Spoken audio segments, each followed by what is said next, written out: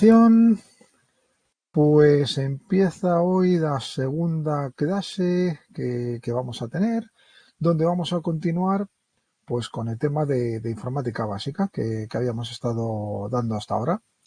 Nuestro planning de hoy, ¿cuál va a ser? Bueno, pues por una parte, acabar esta segunda parte de periférico de entrada-salida que quedaba nada. Luego me di cuenta que me quedaba una diapositiva por terminar, pero bueno, así hacemos hincapié porque esa es importante, que puede caer.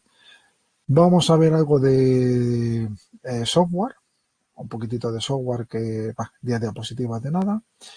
Y luego ya nos vamos a meter pues en tema de sistema operativo un poquitito y de tema de seguridad. ¿Vale? Un tema de seguridad que puede ser un poco áspero, pero yo creo que no, que se vaya bastante bien. Una vez que acabemos el tema de seguridad, vamos a empezar con un test.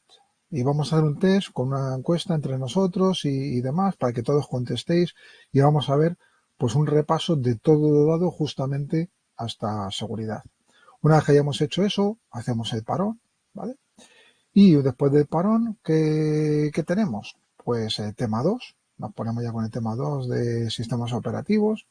Un tema sencillo, yo creo que es de los más sencillos que vamos a tener de los 8 que tenemos. Y luego, pues lo que todos estabais esperando desde la semana pasada, cuando acabamos la clase, que es nuestra oposición en cadena. Jeje. Nuevas preguntas con cosas relacionadas con los temas que se ha dado hasta justamente el tema 2. Con lo cual tenéis que estar todos atentos porque van a caer preguntas de lo que vayamos dando hoy. Bien. Bueno, pues eso es un poco el resumen del día de hoy. ¿Y qué pasa? Son muchas cosas y nos ponemos en marcha. ¿Vale? Recordamos. La semana pasada nos habíamos quedado en periféricos, ¿vale? Pues que eran los periféricos, que si de entrada y salida, vimos que había de periféricos de almacenamiento, de muchos tipos, y vimos también de periféricos de comunicación. Y dentro de la comunicación que vimos las tarjetas de red, y lo último que vimos fue el hub y el switch. ¿Alguno recuerda o alguien me puede decir cuál de los dos aparatos que hay aquí o dispositivos es más inteligente de los dos? O sea, ¿cuál es más rápido? ¿El hub o el switch? ¿Recordáis? Que fue el último que dimos, efectivamente, el switch. Porque el hub lo que hacía era que cuando transmitía desde un equipo hasta otro, lo mandaba y se enviaba por todos estos puertos y tal a todos los ordenadores. Y eran los ordenadores los que decía, no, para mí no es, para mí no es, para mí no es. Y entonces te decía, este para mí sí es. ¿Y qué pasa? El hub generaba muchísima comunicación y muchísimas historias. Mientras que el switch lo que hace es que reconoce a quién va a ir. A lo mejor la primera vez no, pero ya la segunda, cuando ya se vuelva a mandar algo, ya reconoce a quién va ese paquete o esa información que eso. Y entonces el switch dice, vale, pues va de aquí a aquí, del puerto 1 al puerto 8. Y entonces existe mucho menos tráfico de datos y hace todo que sea mucho más rápido. Bien. Y luego teníamos el router, que el router es lo que necesitábamos para poder conectarnos a otras redes y lo que tenemos todos en casa, por ejemplo, para conectarnos a lo que sería la red de Internet. Y lo que era fundamental, esta última diapositiva que viene para acá, es tremendamente importante. Y esta fue una pregunta de examen, si no me equivoco, del año pasado, no sé si del año pasado o de hace 2 años, es ¿qué hace falta para cuando tú tienes, por ejemplo, una impresora o tienes un escáner para poder instalarlo? Bueno, pues lo normal es que vayas a tener un controlador o también conocido como driver, que es un archivo, un programa, que te indica el sistema operativo, cómo se intercambian los datos entre el periférico y el ordenador. Y cómo va la información cuando tú mandas a la impresora, pues eso, instalar el controlador o driver de esa impresora, de una HP, de una Canon, de una Epson o de lo que sea. Normalmente antes se instalaban pues con un CD que venía y demás. Como habéis visto ya prácticamente los CDs están un poco en desuso, ya venden portátiles sin lectores de ese tipo ni nada. ¿Qué te hacen referencia normalmente para descargarte los controladores o drivers? Pues hay dos opciones. Una, que el propio sistema operativo reconozca ya directamente cuando tú enchufas por el puerto USB esa impresora y esos drivers ya vienen en el sistema operativo, te lo reconoce y dices, pues qué bien, no he tenido que hacer nada y en cuestión de 2 minutos ya tengo la impresora activada. De maravilla. O la otra opción es que no te lo reconozca y tengas que o actualizar los drivers a través del propio sistema operativo o irte a la página correspondiente de HP, de Epson, de Canon o de lo que sea para buscar esa impresora que tienes y descargarte los drivers correspondientes a tu sistema operativo, de Windows 10, de Windows 11 o de lo que sea. Te lo descargas, lo ejecutas, sigues el proceso de que se conecta por USB y ya lo tienes, ¿vale? Pero que es una pregunta que cayó, por ejemplo, que es la de ¿qué hace falta para que se reconozca un periférico? Pues en este caso un controlador o un driver.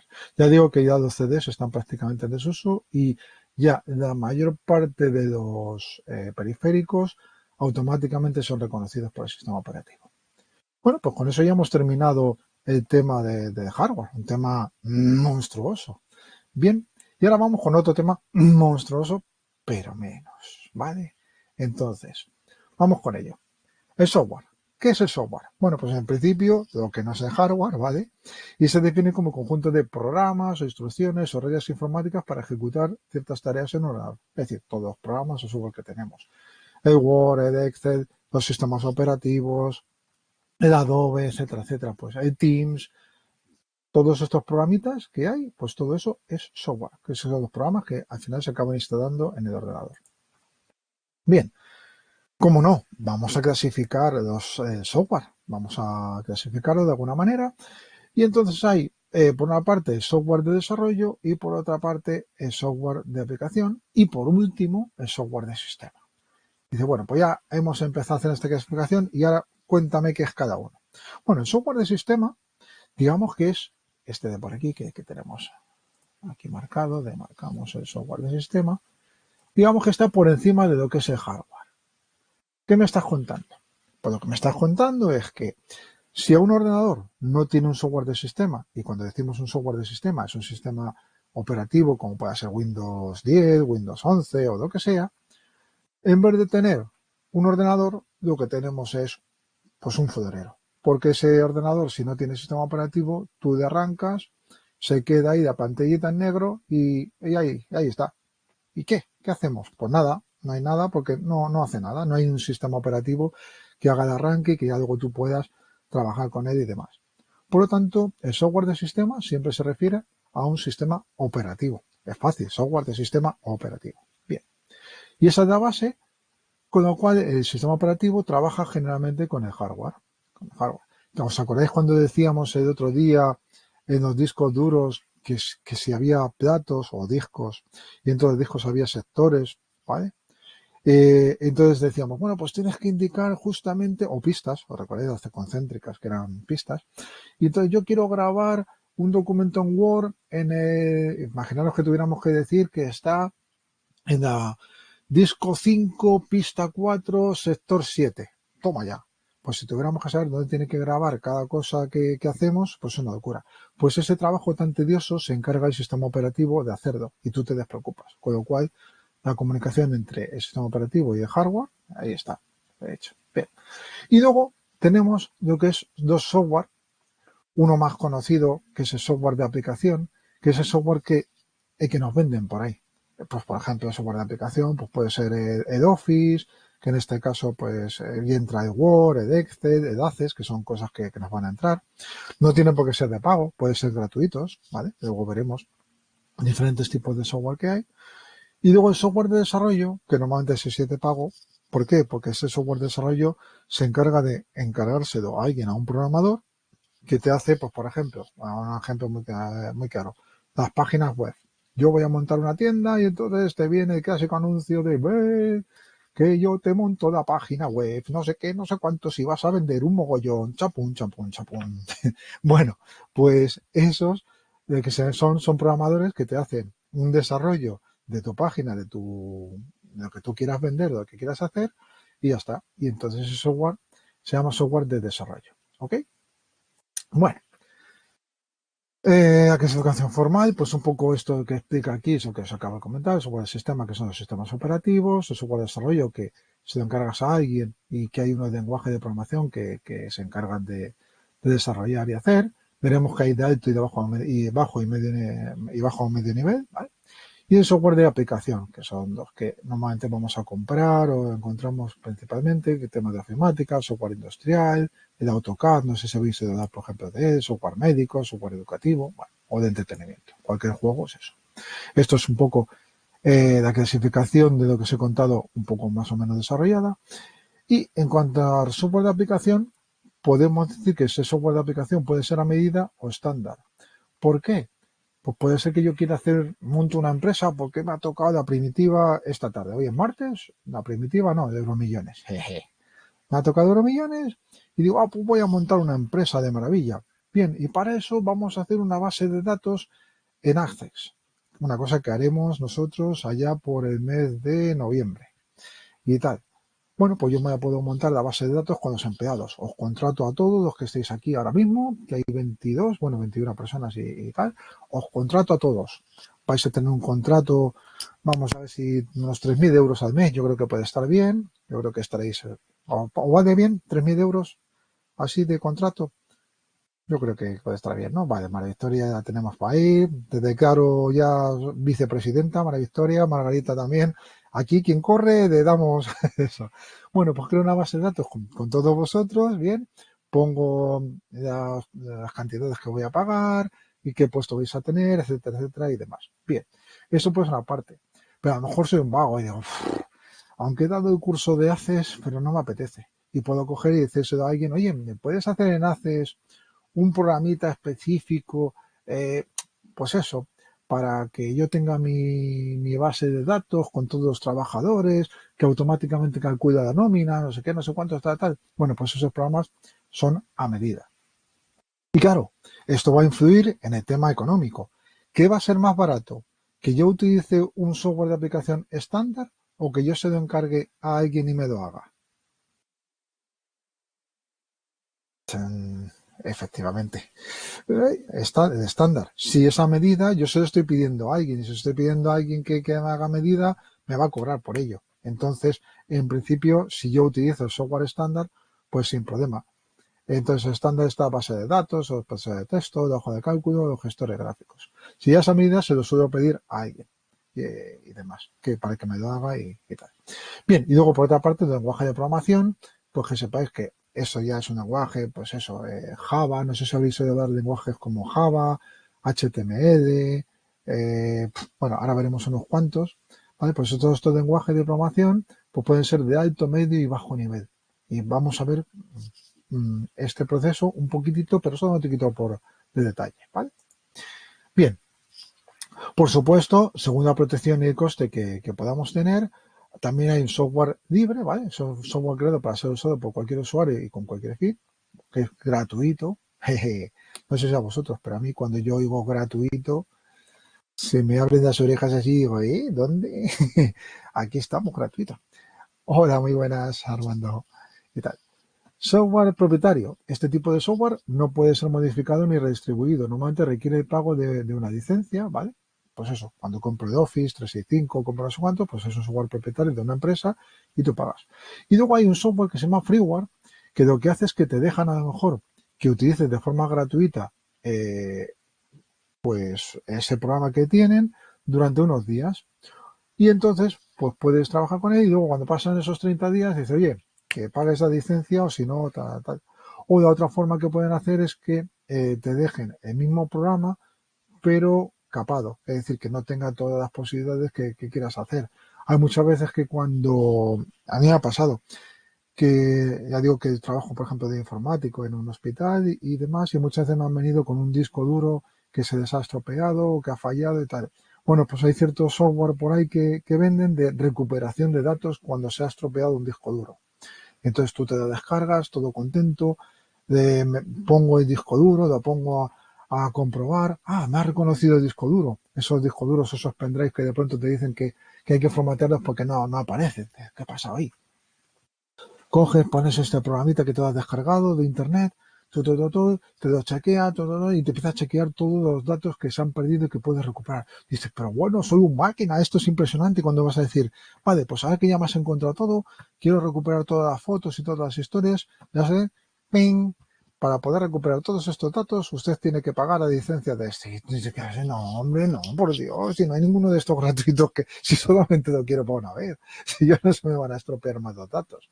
Pues bueno, ese tipo de software también se llama freeware, ¿vale? Donde te dejan con la miel de labios un poco de este tema. Bueno, sistemas operativos, ¿vale? Sistema operativo, importante, esto lo vamos a ver ahora y lo vamos a ver también después, es un conjunto de programas que controlan los recursos del ordenador. ¿Y cuáles son los recursos del ordenador? Bueno, pues el procesador, la memoria y los periféricos, ¿vale? Esto ya hemos hablado justamente en la clase anterior que dimos la semana pasada. Y presentan un entorno adecuado para escribir y ejecutar programas de aplicación. Vale, muy bien. Vamos con el lenguaje de programación. Son programas para desarrollar programas que luego van a ser ejecutados por el ordenador. Al comienzo de la informática solo existía el lenguaje o código máquina, ¿vale? ¿Qué pasaba? ¿Os acordáis cómo trabajaban los ordenadores? ¿Con qué lenguaje trabajan los ordenadores? Vamos a ver, venga, que escriba alguien por ahí. ¿Con qué trabajan los ordenadores? Efectivamente, en binario. Va a decir, cuando decimos en binarios, que solamente entienden ¿de qué? ¿De qué números entienden? Eso es, de ceros y unos. Muy bien. Vale, entonces, ¿qué pasa? Al principio, todo había que trabajarlo en lenguajes que trabajasen con ceros y unos, lenguaje máquina. Fijaros lo que era programar en aquella época. La leche, ceros y unos ahí a mogollón. Entonces, un poco locura de lenguaje de máquina. Entonces, luego se pasó a un lenguaje un poco a nivel medio, ¿vale? Que es el de bajo nivel, que también se le conoce como ensamblador. Esto ya no trabajaba con ceros y unos y trabajaba con unos comandos así que había que conocer un poco cómo era el procesador por dentro, ¿vale? Ya os dije que el otro día que en el procesador que había un reloj, había un controlador, que había registros temporales. Bueno, pues si yo quería mover una cosa de un registro a otro, pues ¿qué tenía que hacer? Pues escribir instrucciones de este tipo. A ver si me escribe bien esto. A ver, texto aquí. Y ponía mover de registro 1 a registro 2. Luego, yo qué sé, sum, de sumar, el registro 2 a registro 3. Y todo eso decirle que vaya a registro de resultado, registro a resultado y tal. Pues fijaros, había que codificar